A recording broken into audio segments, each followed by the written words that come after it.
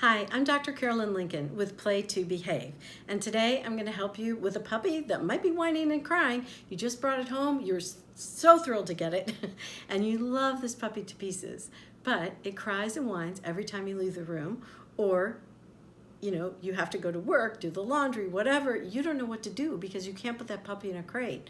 You can't even put that puppy in an exercise pen. Now, when I say crate, I'm referring to cage or kennel, all the same thing. When I say exercise pen, that's where you have walls of like a pen, and there's no top and no bottom. Okay, so basically you can put the puppy in there and they're contained. It can be made out of plastic, made out of wire, wood, fabric, all kinds of things. So if you can't even leave your puppy in an X pen, yeah, you have an issue. So how can you fix that? Basically, I'm going to give you 3 tips today so that you can get your puppy into that pen. It's going to help you, and I have a download that can help you further so that this video isn't too long. All right, first of all, I just want to make sure that you understand having your puppy in a crate is a good thing. Don't think of it as jail, okay? Because you're basically giving your puppy a bedroom. They need a place that they can call their own. When you go to work, you at least want to have a drawer, right? Most of us want a desk or an office. But if you have nothing else, you at least want that space on the counter where you know you can put your things and that's your spot. And that's what you're doing for your puppy. You're giving them a spot that feels safe and secure. Plus, it's so wonderful for so many different things.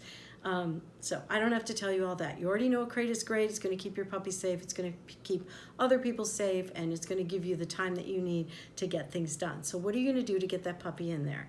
You need your puppy to realize that that's a safe, secure place that they're going to love to be. So number 1, you want a positive association with the crate. Don't use it as punishment. If your puppy needs a timeout, basically needs to go rest, biting all the time, and so you don't know what to do with it. Yeah, you're going to put your puppy in there, and that's fine, but it can still be a positive association, because when you do use it for those purposes, just do it very matter of fact, like you're putting cereal in the cupboard. It's like, no big deal. You need a rest. You're going in the crate. Just do it without any emotion, any fanfare. You might be seething inside, and try not to do that, because your puppy knows how you feel. So you just want to try to take a deep breath, calm down, and then put your puppy in there, okay? Try to make it as positive as you can. Are there going to be times you're going to be upset and you're sorry for the way you acted or sorry for the way you felt? Sure, you're just human. Don't beat yourself up over it. But overall, try to make it a positive place. You can feed the meals in there. You can throw a toy in there when you're playing. You can, engage that crate as part of a game you're playing with your puppy. So that's number 1, positive association. Number 2, make this easy on yourself. Get a bunch of crates. Okay, it's not forever, so don't be upset about that. You can whittle it down till you only have 1 crate in the house for when you need it as your dog is an adult. If they get injured, or if people come over that are allergic to your dog, or you're having work and construction done on your house, you have a place to put your dog where they're safe and secure, and you don't have to worry about them. Traveling, right? Boarding kennels, whatever. You want them to love their crate. But what I'm talking about right now is you're training them to love the crate, and you're training them to be away from you. So let's make it easy on you. How are you going to do that? You need at least 1 safe and secure crate. So you want that one to be one that you could leave your puppy alone for a long period of time and you're not going to worry about it. If you have more than 1, that's fine, but at least 1. So I don't know if that'll be your family room or your bedroom or wherever. The other crates can be exercise pens, as I described. It can be made out of fabric. It can be flimsy. You don't have to worry about that too much. You just want to have a place where when you're in your bedroom, for example, you're folding your laundry, you can be throwing a toy into that crate, or you can encourage your puppy to go in there, or when they go in there to lay down with a toy or whatever, you can close that crate, and then you're still in that room. So this brings me to the 3rd tip, okay? So you want to have the crates in places that it's easy for you.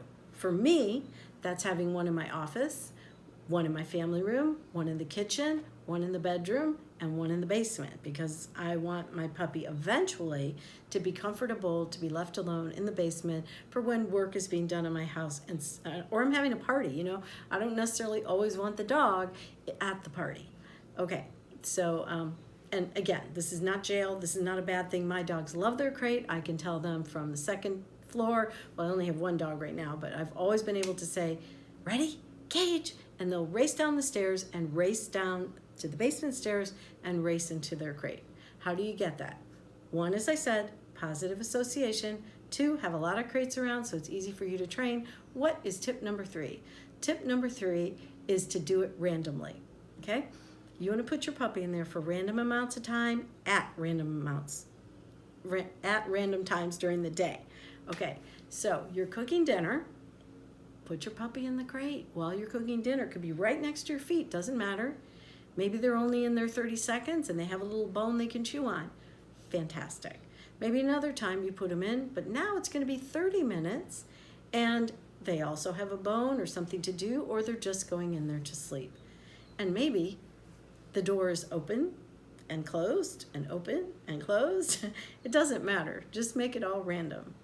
If you're going to go down to the basement to say, or someplace else in the house, you're going to move your laundry from the washer to the dryer, that might take a little more time. And so you think, okay, I'm going to go ahead and put the puppy in there now, just like Dr. Carolyn said, and I'm going to close up the puppy into the crate, run downstairs, and take care of my laundry. Now you hear the puppy screaming. You don't ever want to get to that point. So that's part of tip number 3. Like when you leave them in there, make sure that they stay below threshold so they're still happy to be in the crate. If they get to the point where they're crying or barking or whining or whatever, then you did a little too long, or they need something. So you don't want them to be hungry or, thirsty or something like that. But basically it's random amounts of time at random times during the day. A lot of people tend to only put their puppy in a crate when they leave the room or they leave the house. And even if your puppy is happy in their crate, I don't recommend that, because you want them to not start to associate, and you don't know when that's going to happen.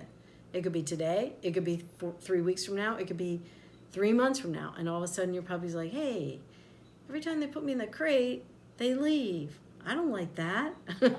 And then all of a sudden they're upset. So, and they're no longer excited or happy to get into the crate. So you're going to always want to randomize your crate use. I still do it to this day. My dog is over 3 years old. She goes into the crate to go to class. She goes for outings like to the beach and so forth. But she'll also go to the vet, right? I take her into the office.